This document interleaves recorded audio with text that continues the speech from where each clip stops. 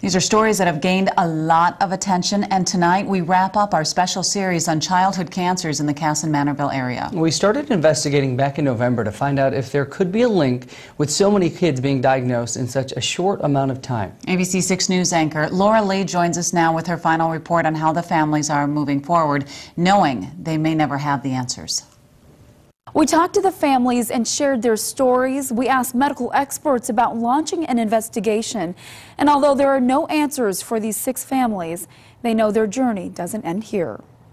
For this group of families in Kasson and Mantorville, life these days is simple. They come together on a Friday night, let the kids play, eat pizza, enjoy each other's company, and share a conversation only they can understand. I mean, it just gives you peace of mind and some level of comfort, because you know if you're really in a situation that's difficult or hard, that you have a group that you can call on, and they're going to understand and relate and, lift you up. He introduced himself. That's because they all share a common denominator.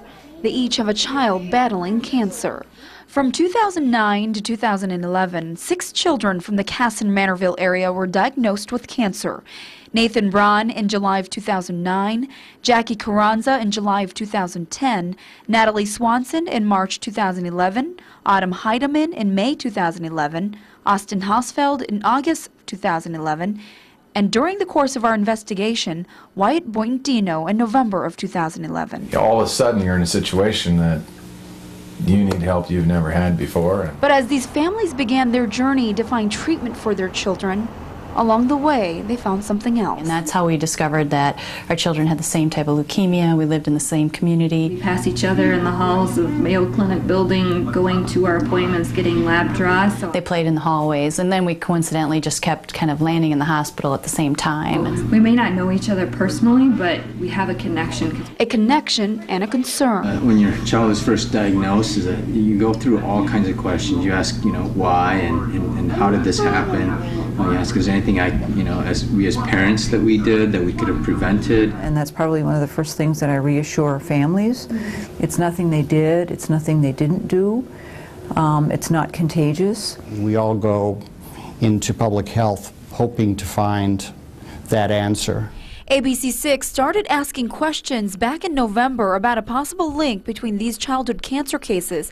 But according to medical research, investigations have historically yielded few answers. Were we to actually look at, start asking questions or try to get blood samples or something, that's the sort of activity that would not be productive, because it's not going to answer the question that people are asking. Is there some link between these children? These sorts of studies really have not managed to answer that question.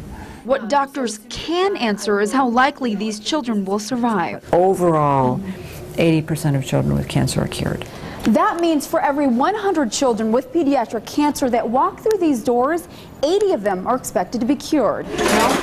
And that's all these families can hope for. Pray that everything's going to go well and they're going to beat it.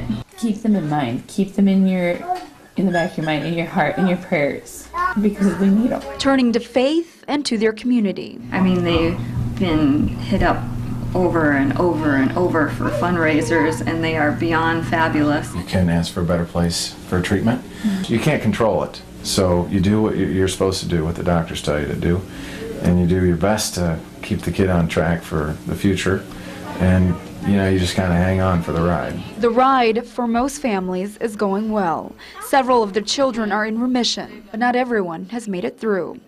Jackie Carranza died after 2 failed transplants, and although she's gone, her story remains. You gotta keep going! Our little boy talks about her purple dress and her wings, which is ironic because he wasn't with us, but her Mom and Dad and Sal and I went shopping and got her a purple dress to take with her. For the rest of the kids, each day is taken one at a time. We're lucky our little guy is just, as you can see, a ball of energy, and he's so positive, and so it's really hard to not be positive. The children become your sense of strength. They're in the hospital and they're getting poked and prodded, but next thing you know, they they want to play with Hot Wheels on the floor, and everything's kind of like, you know, this isn't a problem. I just need to do this, get it over with, and then go play. Puts things in perspective. She always asks, I just want to be normal again. I don't want to be sick anymore. What's your favorite color? Pink. What's your favorite animal? A dolphin. That's as normal as you can get. Until they say that she's cured and she goes on with her life. As a parent, you know, now they could be 50 years old, and I'm always going to have that concern about her. We can't do anything about what's already happened, but it'd be wonderful if we can prevent from happening for other families. For more information on childhood cancers, just head to our website at KALTV.com. In studio, Laura Lee, ABC 6 News.